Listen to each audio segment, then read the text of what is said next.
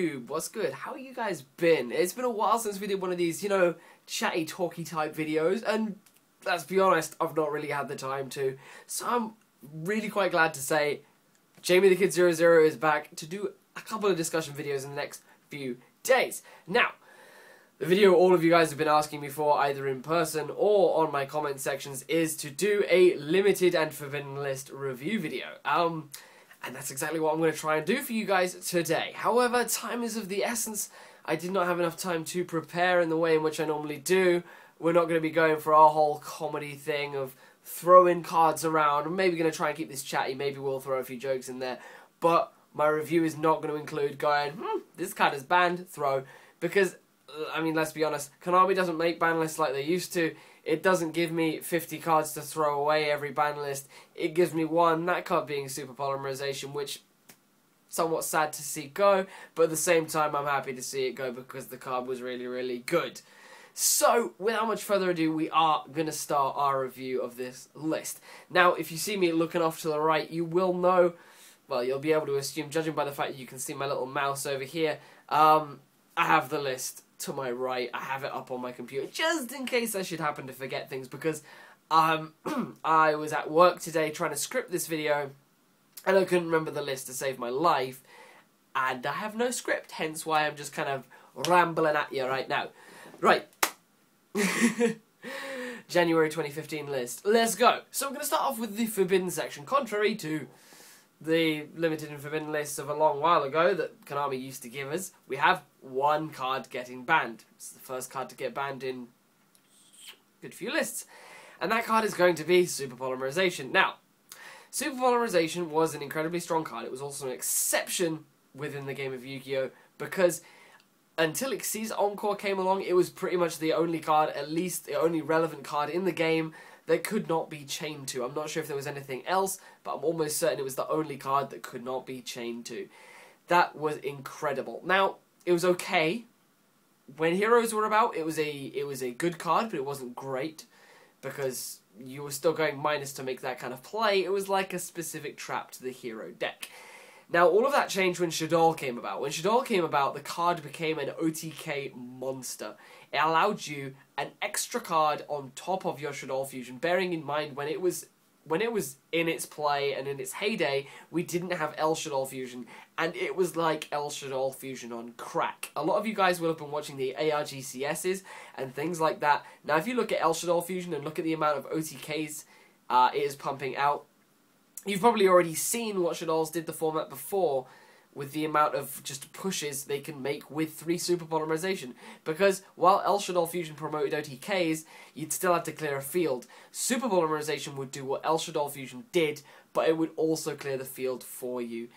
It also worked as an incredibly efficient trap, getting around all sorts of things, using your opponent's Dark Burning Abyss monsters to make Winders, and using their Dantes to make your constructs, triggering it in their turn, sending a dragon, popping their back row in their end. You could just do so very many things with the card, and that is the reason why we are seeing it leave our presence, because we're getting yet more elements with El Shaddoll Wendigo coming out in the next set. We're getting a wind, and eventually we will see the water, which we're all waiting for. So eventually the card would have reached critical mass, in which it would have been valid against every single target monster. So that is why it's banned, my friends. Moving on to the cards that went to 1, we're going to go right in with the most controversial change of the list, Snatch Steal, going to 1. Right, here are my thoughts on Snatch Steal. Raigeki. In my opinion, Raigeki is a very similar beast to Snatch Steal. There are always going to be situations in which you get Raigeki'd for game and Raigeki'd in stupid situations. It's going to be one of those cards. Snatch Steal is going to be another one of those cards where you go up to your mates at the end of the round and say, I got snatched for game. It is going to promote Salt in the game. I cannot deny that, but you have to bear in mind it's a card that's in the game. I feel like its impact is going to be minimal. Its impact is going to be there. It's going to be felt. You guys are going to see it. You guys are going to get Snatch Stealed. You're going to get Snatch Stealed for game. I've already been Snatch Stealed for game.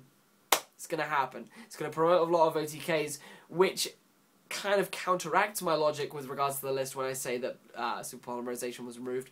in part because of that, because Snatch Steal is going to be promoting OTKs right back up there.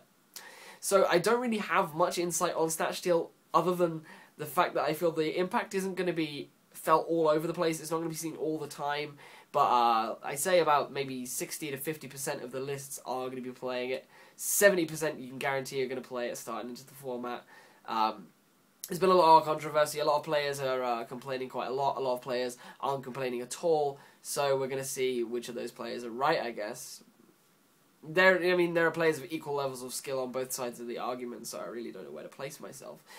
A card which, instead of coming off of the banned list, or coming off of the forbidden list, is Artifact Moraltech. Artifact Moraltech is the only card to go to 1 from more than 1, and in all honesty, I feel like this is a change that is kind of past its time. Of course, we always know that the limited and forbidden list is often a little behind the times because of the amount of time it takes R&D to actually develop it. This limited and forbidden list is obviously a child of around YCS London and times earlier than that. So we are seeing Artifact Moraltech go to 1 because shortly before the format of YCS London, we of course had Hat format in which the artifacts were dominant, and then at YCS London and the subsequent YCSs and ARGCSs, we did see artifacts being incredibly rampant. And let's not forget, the R&D department, as I spoke to some representatives on the weekend, is affected by OCG officials as well, and we can't forget the absolutely huge showing artifacts used to see in things like the Chronomaly lists and other artifact-based lists that kind of ran rampant in Japan until Duelist Alliance came out. So that is why the card is now at 1. The artifact engine is now nigh on unplayable in its current state. It is going to be reverting back to a more artifact-heavy deck, if you even plan to use it at all. But I don't think we'll be seeing artifacts in tier decks in the future until Moraltech returns to another number. Another card which went to 1 off of the forbidden list. I keep saying banned is the incorrect term. Off of the forbidden list is Dark Strike Fighter. Dark Strike Fighter, I feel, is a card which is okay to come back. It's going to be another card that, not so much a Snatch Steal, but it is going to be a card that will promote saltiness. It is going to be a card which is still going to promote some cheap wins. It's simply a 1,400 cowboy in and of himself, or even bigger. Like I've already been seeing variants of Shadols that can play it, make it very easily sack itself, or sack a construct for 1,600. And in some game state situations, that can be the difference. And especially considering you can sacrifice a Sheki Naga for 2,000. Dark Strike Fighter is a card that you are going to have to be aware of in the game and play around. That's all I'm really going to say on it. It's back. It's not going to be using its old text, thankfully, but it's still going to be a problem. That concludes our section on cards that went to 1 on the list. We're now going to move into the cards that went to 2, which is actually something I don't remember at all, so I'm actually going to read it just for a split second, and we'll do a little on-the-spot review. Oh yeah, I forgot about these. Yeah, let's talk about this. So we'll start with the cards. In fact, they all came from 1. We'll start with the first one alphabetically on the list. It's not even that. Well, yeah, it is. Let's go with the first one alphabetically on the list. That's going to be Dark Hole. I don't think it's going to make much of a difference. Some of the more uneducated reviewers have been citing my favourite pet peeve of limited and forbidden lists, saying, what's the point in the card going to 2 if no one is going to play 2? Because no one's going to play 2, because no one's going to find the room. Well, the whole point of the card going to 2 is because Konami know that no one is going to play it at 2. So the 1% that want to build decks that use it frequently, require it more, or just want to play multiples can do, and the players who were never going to play it at more than 1 or play it at all anyway will continue not to play it. So the card going to 2 isn't because they expect people to play 2, it's because they don't expect people to play 2. They don't expect it to have a big impact on our metagame. That is why it went to 2. On the flip side, my logic is blown out of the water with Honest. Honest going to 2 is interesting, to say the least. A lot of people are saying it is to support Satella Knights as a product push, because a lot of people think that the limited and forbidden list is based around product pushing, and that would not be entirely untrue. I don't know how I feel about Honest, because of course light decks are not seeing a lot of play at the moment. Dark decks are dominating the meta, and of course there is the Earth and Water in the form of Clayfort and the upcoming Necroz deck, or Nekloth, depending on where you're watching this video from. So, Honest isn't going to be seeing much play in relevant decks, and I don't feel that over the next format, Double Honest will cause many problems. You will be seeing Satellarknight decks at your locals that are going to be playing 2 people who couldn't afford Nekloth or couldn't afford Clayfort. People who want to hold on to their Satellarknight decks, they will be playing 2 Honest, and that will be something you have to play around. But it's going to be giving those decks a much needed little boost as the format continues to degenerate further. If you thought Clayforts were fast and efficient, you haven't seen anything yet with Necroz. So the other decks need a little push, which is kind of sad to see Shaddolls not get that push, but Shaddolls have had the limelight for far too long. Things like Satellarknights and Yangzing are going to need a bit more support. So I'm actually banking on Yangzing seeing a bit more support on the next Limited and Forbidden list, especially if the deck reduces in playability over the next format as Necroz comes out. The last card to go to two was Goyo Guardian. Again, it's going to be very similar to Darkhole in my opinion. The card went to 2 because no one's going to play 2. So if you want to play 2, if you're playing a rank 6 engine or a rank 6 dominant deck, you go ahead and play 2. But most decks aren't going to play 2. They're not going to have the room, or they're not going to need it. So for the guys who want to play a Goyo Guardian themed deck, you can play that Goyo Guardian themed deck. That is for you. But for the 99% of other players, Goyo Guardians at 2, maybe something you have to watch out for, something you have to account for, but it's definitely not something you'll be seeing on a regular occurrence. And that brings us to the end of the cards that went to 2. We're going to move on to the cards that went to 3. This has been a pretty serious review, I've actually realised. I suppose that's what work has been doing to me. I've had a pretty rough few weeks at work, so I do have to apologise for the lack of jolliness or jovialness that we've had in this, but I hope you guys are enjoying this review so far. We're almost at 12 minutes in. Let's see if we can tear through this cards that went to 3 section. So, newly, no longer limited. We are going to start off with Blackwing Gale the Whirlwind. With Blackwing Gale the Whirlwind, we see the last Blackwing card come off of the list. We no longer have any Blackwing cards on the Limited and Forbidden list anymore. I suppose the only other dark support you could consider to be part of Blackwing, Allure of Darkness, is still on there, but we're never going to be seeing that come back to multiples. So, with Gale coming off, gives Blackwing some nice support. Blackwings, however, are still, in my opinion, not a viable option for the meta, simply because they are a deck which does not plus very easily outside of Black Whirlwind. You have to consider that every Blackwing play requires 2 cards from your hand. Outside of Shura and Black Whirlwind, you're not generating cards from your deck and you're not generating draws. All of your plays are generated from your hand, which means you rinse your hand fairly fast, especially if you want to be playing traps in with that mix. So you're often going to be making 1 Synchro monster, setting a couple of traps, and you've emptied your hand. So that is why Gale does not faze me. People were playing one of Gales a long time ago. There's no reason why people should be playing multiple Gales now in other decks to reduce attack, because the format has just progressed into a stage where effects are a lot more important than attack. So that's Gale for you. Mermail Abyskund was something I didn't expect to see go to 3. It was something I'm actually very happy about. There are things on this list that I'm very happy about. I'm actually one of the few people who really quite likes this list.